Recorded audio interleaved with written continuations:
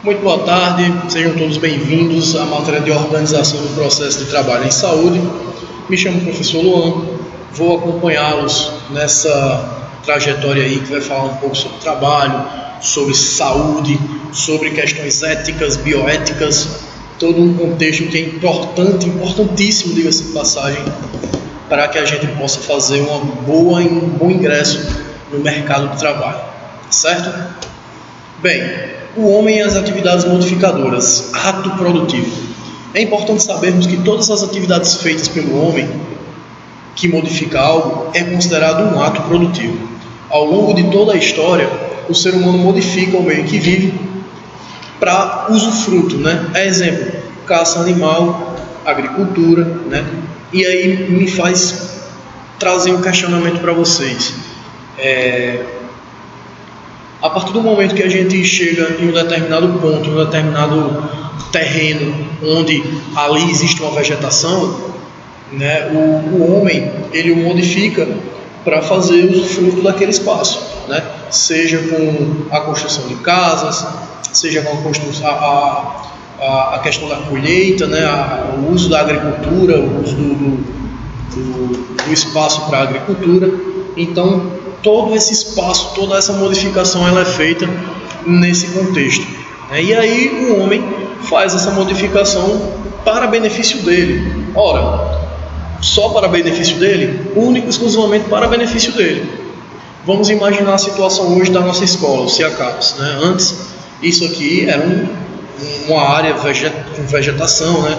Uma área inexplorada. E hoje se tem uma estrutura, um prédio com estruturas de concreto, onde se tem a atividade do ensinar, né? E por muitas vezes acontece que, não só nessa situação, mas outras empresas, elas precisam contratar um controlador de pragas, por exemplo. E esse controle de pragas se dá por quê? Porque o ambiente natural dessas pragas, o ambiente natural desses animais foi depredado, né? E agora ele precisou se modificar e adequar-se, né, se moldar às novas exigências, que no caso é a escola CIACAPS, por exemplo, né? Então o homem ele modifica, né, faz toda essa coisa. O caçar, professor, a questão da caça animal, a agricultura, né, a questão do extrativismo vegetal, tudo isso é modificação que o homem faz para seu usufruto, né? Logo é considerado um ato produtivo. No processo do trabalho, a gente entende como um processo de transformação de um objeto, um produto, e todas as profissões têm. Ora, o marceneiro ele vai lá, ele pega um determinado pedaço de madeira, ele talha aquela madeira e faz dali uma cadeira, uma mesa, um móvel, né? Isso é o produto dele. O ourives, né, que é o profissional que trabalha diretamente com ouro, ele vai lá, extrai o ouro, lapida esse ouro, modifica, forja esse ouro, né, em joias, em peças, e aí aquele é o produto dele. E nós da área da saúde, qual seria o nosso produto? Mais para frente a gente vai entender que dentro da definição de trabalho, o homem exerce força. O trabalho é a atividade física, e detalhe, prestem atenção nesse ponto, mental. A gente tem um esforço mental, a gente tem um trabalho mental e a gente tem um objeto transformado que seria o produto resultante. Ah, professor, então eu entendi.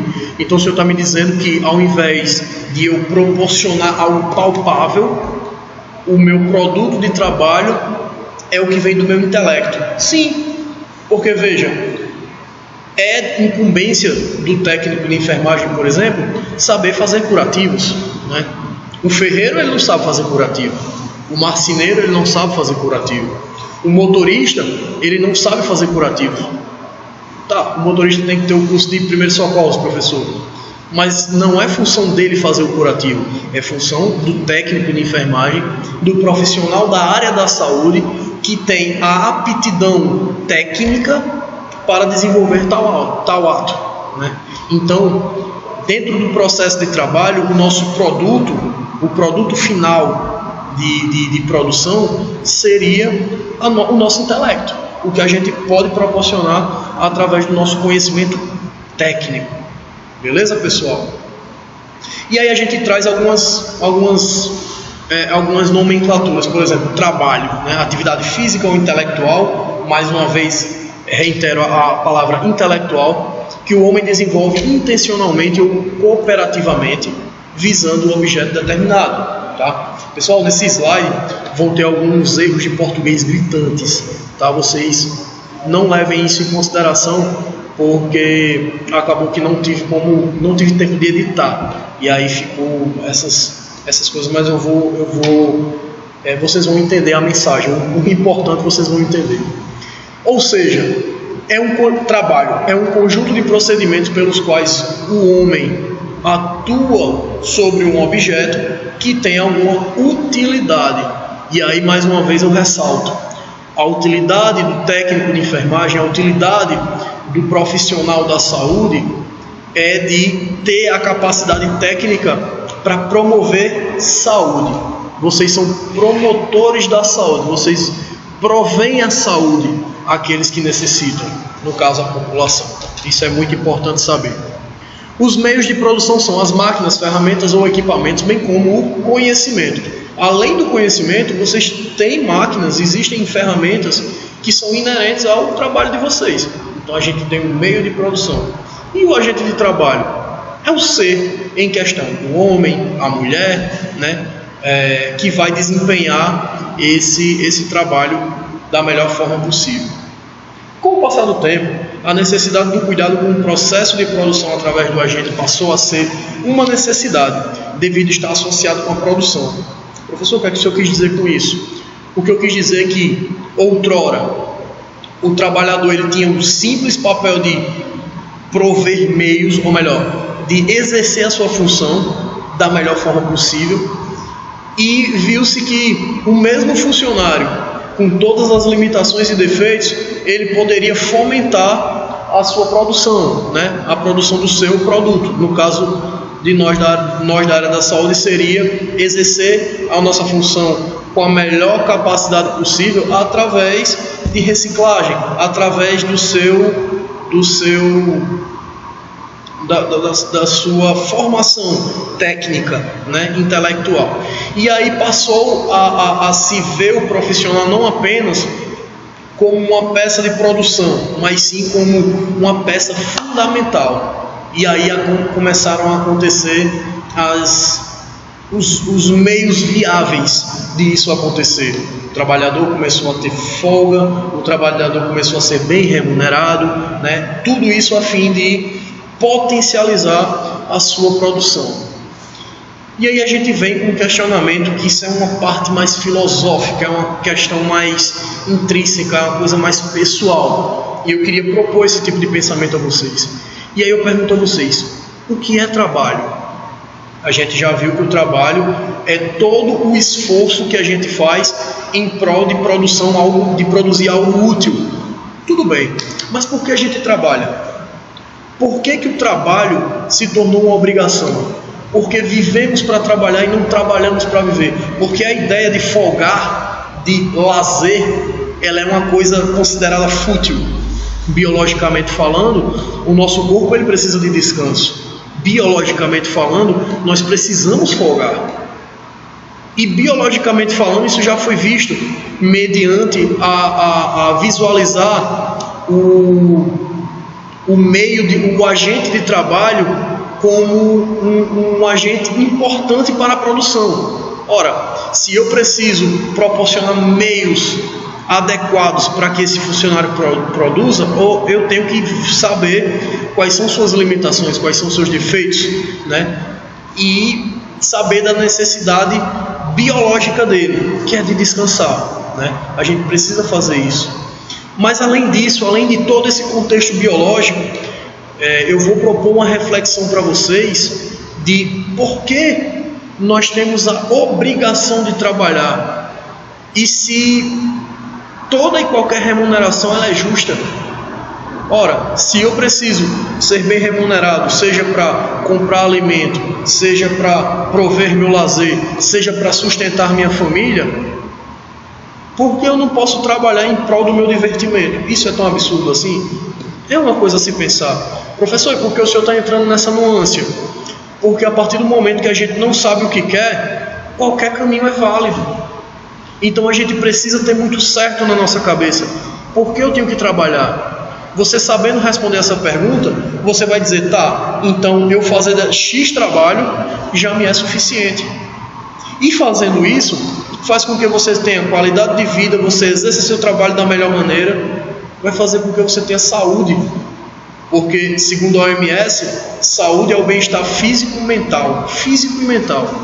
Se você tem o bem-estar físico, mas o mental está destruído, você não tem saúde.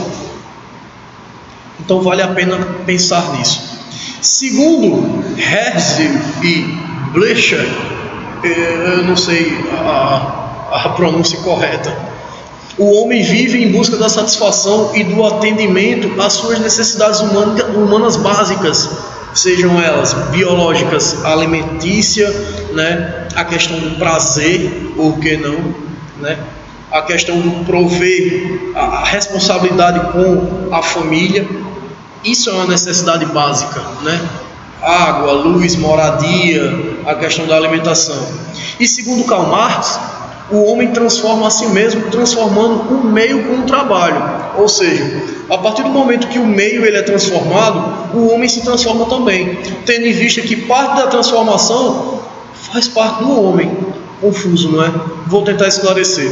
A partir do momento que o técnico de enfermagem chega em um local para trabalhar, ele tem a sua metodologia. Ora, eu, ao invés de aplicar injeções com o braço direito, com a mão direita, eu aplico injeções com a mão esquerda. Logo, a minha gaveta com todo o meu instrumentário para fazer tal atividade vai ficar do meu lado esquerdo. Logo, eu tenho mais habilidade com o meu lado esquerdo.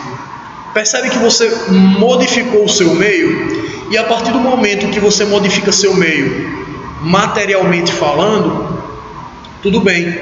Mas o ser humano, ele tende a modificar o meio humanisticamente falando. Então, se no seu meio de trabalho, além de você saber que é esquerda, né, que tem domínio com o braço esquerdo, ou seja, você é canhoto, né? É canhoto, exatamente. Você de repente tem uma opinião sobre determinada música que você gosta de ouvir no seu ambiente de trabalho, você vai entrar em conflito com aquelas pessoas que não gostam de ouvir sua música e você começa a modificá-las de forma a lhe beneficiar. Então isso é importante. Até que ponto o meu trabalho pode intervir sobre mim, pode interferir sobre a minha pessoa, sobre quem sou eu? E cabe a pergunta, por que não? Quem sou eu? O que eu quero fazer? Remete àquela pergunta, por que trabalhar? Por que eu tenho a obrigação de trabalhar? É legal. E aí em sala de aula eu propus, por que trabalharmos? E eu proponho que vocês façam essa reflexão do ponto de vista do contratado e do contratante. Por que eu preciso contratar uma pessoa que tem habilidades técnicas?